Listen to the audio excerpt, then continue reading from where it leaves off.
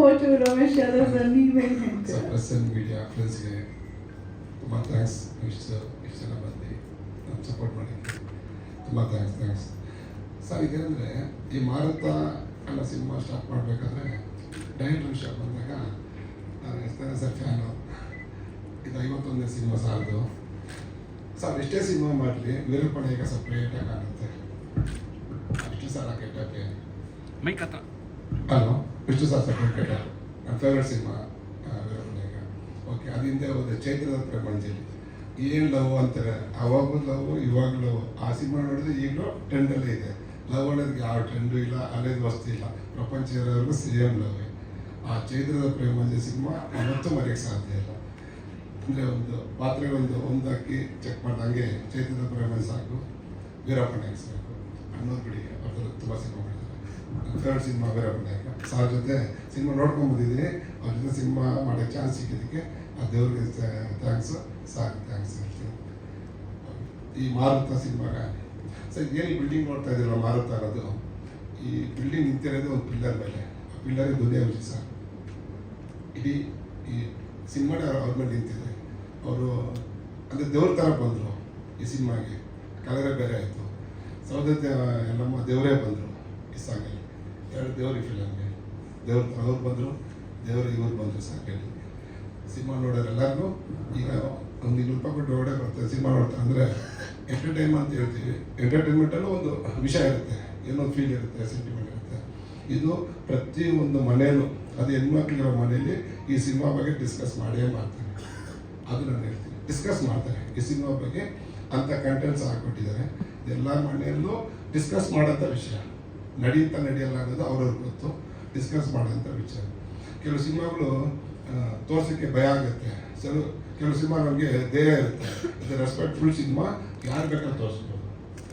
ಒಬ್ಬರ ಹತ್ರ ನಾವು 200 ರೂಪಾಯಿ ಕೊಟ್ಟು ತೊಗೊತೀವಿ ಅಂದರೆ ಅವ್ರಿಗೆ ನಾವು ರೆಸ್ಪೆಕ್ಟ್ ಕೊಟ್ಟು ಸಿನಿಮಾ ನೋಡೋಷ್ಟು ಆ ವ್ಯಾಲ್ಯೂ ಕೊಡ್ಬೇಕು. 200 ರೂಪಾಯಿಗೆ ಆ 200 ರೂಪಾಯಿ ಕೊಟ್ಟು ಬರೋರಿಗೆ ಇಷ್ಟ ಆಗೋಂಥ ರೆಸ್ಪೆಕ್ಟ್ ಕೊಡೋಂಥ ಸಿನಿಮಾ ಇದು. ನಾನು ಚೆನ್ನಾಗಿ ನೋಡ್ತಾರೆ. CM ಅವರು ನಾಳೆ ನೋಡ್ಬೋದು ಸಿನಿಮಾ, ಚಾನ್ಸ್ ಇದೆ. ಯಾರೇ ನೋಡಿದ್ರೂ ಧೈರ್ಯವಾಗಿ ಹೋಗ್ಬೋದು. ಫಿಲಮ್ ನೋಡಿ ಸರ್ ಅಂತ ರೆಸ್ಪೆಕ್ಟ್ ಕೊಡೋಂಥ ಸಿನಿಮಾ. ಕನ್ನಡದಲ್ಲಿ ಒಂದು ಒಳ್ಳೆಯ ಸಿನಿಮಾ ಆಗುತ್ತೆ. ಈ ಸಿನಿಮಾ ನಾಳೆ ಇಂಡಿಯಾ ಫುಲ್ ನ್ಯೂಸ್ ಆದ್ರೂ ಅದು ಕನ್ನಡಕ್ಕೆ ಹೆಮ್ಮೆ ಆಗುತ್ತೆ. ಇವತ್ತು ಥ್ರೂಔಟ್ ಇಂಡಿಯಾ ನಾವೇನು ಸಿನಿಮಾ ಮಾಡಿದ್ರೆ ಥ್ರೂಔಟ್ ಇಂಡಿಯಾ ಹೋಗುತ್ತೆ. ಈ ಕಂಟೆಂಟು ಸ್ಟೇಟಿಗಲ್ಲ, ಕಂಟ್ರಿಗೆ, ನಮ್ಮ ಕಂಟ್ರಿಗಿರೋ ಕಂಟೆಂಟ್. ತುಂಬ ರೆಸ್ಪೆಕ್ಟ್ಫುಲ್ ಸಿನಿಮಾ. ಇದು ಮಾಡಿ ತುಂಬ ಖುಷಿ. ನನ್ನ ಸರ್ ತುಂಬ ಸಪೋರ್ಟ್ ಮಾಡಿದ್ರು. ಇದರ ಆರ್ಟಿಸ್ಟ್ ವಿಷಯದಲ್ಲಿ ವಿಜಯ್ ಸರ್ ಆಗ್ಬೋದು, ಇಡೀ ನಮ್ಮ ಟೀಮು. ಈಗ ಸಿನಿಮಾ ಮಾಡಿದಾಗ ಅವ್ರು ಆ್ಯಕ್ಟ್ ಮಾಡ್ತಾರೆ, ಇಲ್ಲ ವರ್ಕ್ ಮಾಡ್ತಾರೆ, ದುಡ್ಡು ಕೊಡ್ತೀವಿ ಅನ್ನೋದು ಮುಖ್ಯ ಅಲ್ಲ. ಒಂದು ಸಿನಿಮಾ ಮಾಡೋದು ಒಂದು ಕಂಟೆಂಟು. ಇದರಲ್ಲಿ ಇರೋರೆಲ್ಲ ಒಂದಿನ ಹೋಗ್ಬೋದು, ಆದರೆ ಕಂಟೆಂಟ್ ಯಾವತ್ತೂ ಉಳ್ಕೊಳ್ಳುತ್ತೆ. ಅದೇ ಸಿನಿಮಾಗಿರೋ ಪವರ್. ಇವತ್ತು ನಾವು ಅನ್ನೋದ್ರ ಬಗ್ಗೆ ಇಷ್ಟು ಮಾತಾಡ್ತೀವಿ ಅಂದರೆ ಬಿಕಾಸ್ ಆಫ್ ಕಂಟೆಂಟ್. ಆ ಸಿನಿಮಾದಲ್ಲಿ ನಾವಿದ್ದೀವಿ ಅಂದರೆ ಅದೊಂದು ಪುಣ್ಯ ನನಗೆ. ಪ್ರತಿಯೊಬ್ಬರು ದುಡ್ಡು ತೊಗೊಂಡು ಮಾಡಿದ್ರು ಅಂತ ಯಾವತ್ತೂ ನೆನೆಯಲ್ಲ, ದುಡ್ಡು ಕೊಟ್ಟೆ ನಾನು ಯಾವತ್ತಿರಲ್ಲ. ನಾವೆಲ್ಲ ಸೇರ್ಕೊಂಡು ಸಿನಿಮಾ ಮಾಡಿದ್ದೀವಿ. ಜನ ಅದನ್ನ ಸಪೋರ್ಟ್ ಮಾಡಿದ್ದಾರೆ. ಇದು ಯಾವತ್ತೂ ಕನ್ನಡ ಸಿನಿಮಾದಲ್ಲಿ ಒಂದು ಉಳ್ಕೊಳ್ಳೋಂಥ ಕಂಟೆಂಟ್. ಅದಕ್ಕೆ ಸಿನಿಮಾದಲ್ಲಿ ಇರೋದೇ ಖುಷಿ. ಎಷ್ಟೋ ಬಿಸ್ನೆಸ್ ಇರ್ಬೋದು ದುಡ್ಡು ಮಾಡೋಕ್ಕೆ, ಮತ್ತೊಂದಕ್ಕೆ. ಸಿನಿಮಾ ಎಲ್ಲರೂ ಮಾಡೋಕ್ಕಾಗಲ್ಲ. ಇವತ್ತೆಲ್ಲ ಪ್ರಪಂಚದಲ್ಲೂ ಒಂದಿನ ಎಲ್ಲರೂ ಹೋಗ್ತಾರೆ. ಸಿನಿಮಾದಲ್ಲಿ ಬಾರ್ದಲ್ಲಿ ಮಾತ್ರ ಉಳ್ಕೊತಾರೆ. ಅದಕ್ಕೆ ಅಂಥ ಸಿನಿಮಾದಲ್ಲಿ ನನಗೆ ಇರೋಕ್ಕೆ ಚಾನ್ಸ್ ಕೊಟ್ಟ ಆ ದೇವರಿಗೆ, ನಮ್ಮ ತಂದೆ ತಾಯಿಗೆ ನಾನು ಬಹಳ ಒಂದು ಹೆಮ್ಮೆಯ ಭಾವ, ಜೊತೆಗೆ ತಲೆಗೆ ಒಂದು ಹುಳಾನು ಬಿಟ್ಟಿದ್ದಾರೆ.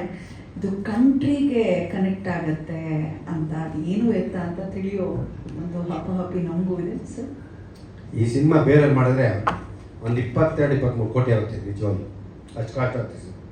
ನಮ್ಗೆ ನಿಜವಾಗ್ಲು ಒಂದು 11-11:30 ಆಗಿರ್ಬೋದೇನೋ ಅಷ್ಟೇ. ಯಾಕಂದರೆ ವೆರಿ ಗುಡ್. ಎಲ್ಲ ಆರ್ಟಿಸ್ಟ್ ಸಾಥ್ ಕೊಟ್ಟರು. ತುಂಬ ಜನ ನನಗೆ ಪ್ರೀತಿಯಿಂದ ಸ್ನೇಹಪೂರ್ವಕ ತುಂಬ ಸಾಥ್ ಕೊಟ್ಟರು. ಸಿನಿಮಾಗೆ 70 ದಿನ ಕೆಲಸ ಮಾಡಿದ್ದು ಖರ್ಚು. ಆಮೇಲೆ ಯಾರು ನಾವು ಪ್ರೀತಿಯಿಂದ ಯಾರು ಮಾಡಿಸಲ್ಲ, ಸಂಭಾವನೆ ಕೊಟ್ಟಿದ್ವಿ. ಅಂದರೆ ನಮ್ಮ ಇಷ್ಟ ಬಂದಿಸ್ಬಿಟ್ಟು ಯಾರು ನಮ್ಮನ್ನು ಅಷ್ಟು ಮಾಡಿಲ್ಲ. ವೆರಿ ಗುಡ್ ಸಿನಿಮಾ ಸಬ್ಜೆಕ್ಟ್ ಮಾಡಿಕೊಟ್ಟಾಗ ನಮ್ಮ ನಿರ್ದೇಶಕರಿಗೆ, ಈ ಟೀಮ್ಗೆ ಯಾವಾಗಲೂ ನನ್ನ ಕಡೆಯಿಂದ ನಾವು ನಮ್ಮ ಹೃದಯಪೂರ್ವಕ ಧನ್ಯವಾದಗಳು ಹೇಳ್ತಿದ್ದೆ. ಭಾಳ ಶ್ರೀಮಂತರು ನೀವು.